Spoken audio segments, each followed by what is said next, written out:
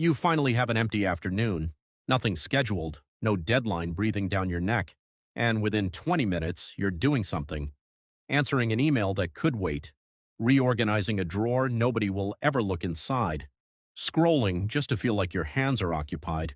You tell yourself you're being productive, but the real answer is far stranger. You're not avoiding boredom, you're avoiding guilt. And that guilt has a job to do that has nothing to do with your to-do list.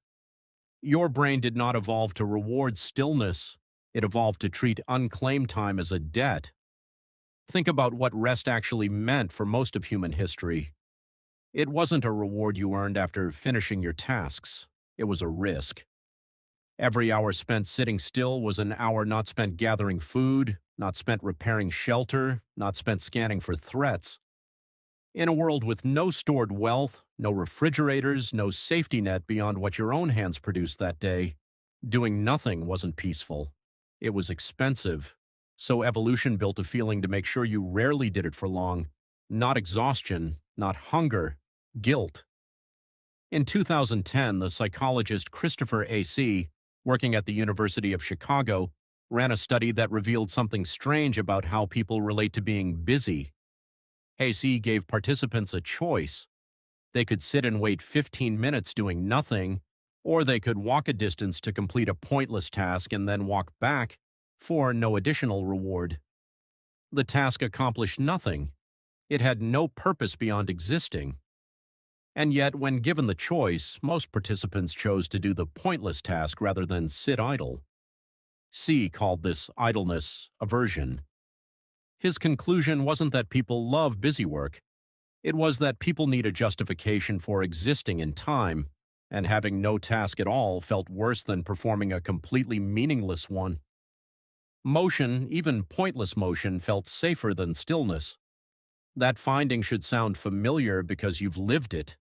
The unnecessary errand you invent on a free afternoon. The compulsive tidying that starts the moment a deadline lifts. None of it is really about the task. It's about avoiding the specific discomfort of unclaimed time. Here's where it gets stranger. In a world where survival no longer depends on constant labor, that ancient guilt hasn't disappeared. It's been rebranded as a status symbol.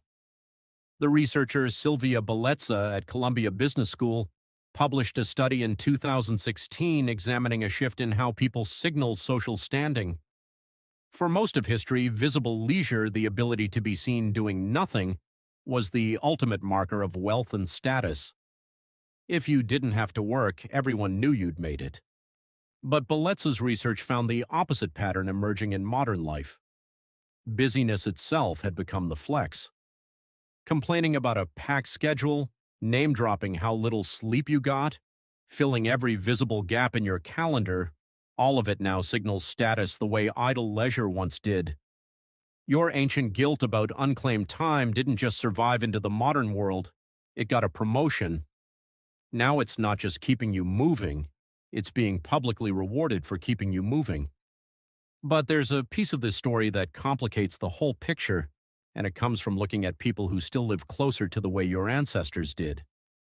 The anthropologist Frank Marlowe spent years studying the Hadza, a hunter-gatherer community in Tanzania, one of the last groups on Earth still living largely off foraging. What Marlowe found didn't match the exhausting, constant labor picture most people assume about ancestral life. The Hadza, by his measurements, typically worked only a few hours a day gathering and hunting what they needed. The rest of their time was spent resting, socializing, and doing very little at all without the anxious guilt that defines modern idleness. That comparison should stop you.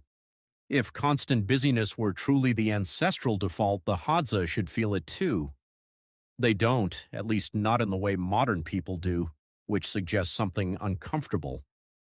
The guilt you feel doing nothing may not be a direct inheritance from a genuinely nonstop ancestral past. It may be something layered on top of an older, more flexible instinct, shaped less by prehistoric survival pressure and more by a specific kind of modern environment that keeps profiting from your discomfort with stillness.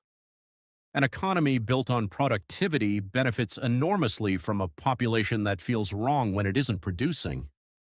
A feed built on engagement benefits from a mind that can't sit with empty time without reaching for a screen. The ancient wiring that made unclaimed hours feel slightly risky was real, but it's being pulled far harder, far more constantly than anything your ancestors' environment ever demanded. So the guilt you feel on a quiet afternoon isn't proof that you're lazy.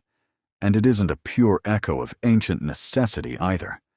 It's an old alarm tuned for scarcity, now being triggered by a world of abundance that has every incentive to keep it ringing.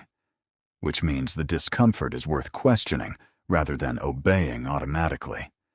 Not because rest doesn't need to be earned in some cosmic sense, but because the specific urgency you feel, the itch to justify an empty afternoon with pointless motion, was never really about the task in front of you.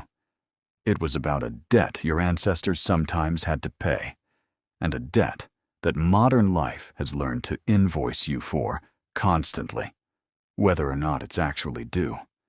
You finally have an empty afternoon, nothing scheduled, no deadline breathing down your neck. And this time, before your hands find something to do, you might just let the stillness sit there a little longer and notice that nothing bad happens at all.